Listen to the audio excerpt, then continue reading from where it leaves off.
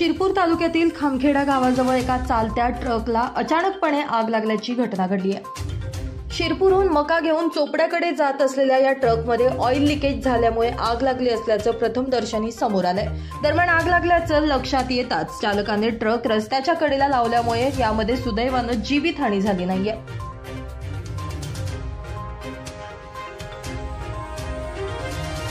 दरम्यान या आगीमध्ये लाखो रुपयांचा मका जळून खाक झाला असल्याचं बोललं जात आहे। एकीकडे धुळे जिल्ह्यामध्ये उन्हाचा पारा 43 अंश सेल्सिअस पर्यंत जाऊन पोहोचलेला असताना दुसरीकडे चालत्या वाहनांना आग लागत असल्याच्या घटना गेल्या काही दिवसांपासून समोर येत आहेत।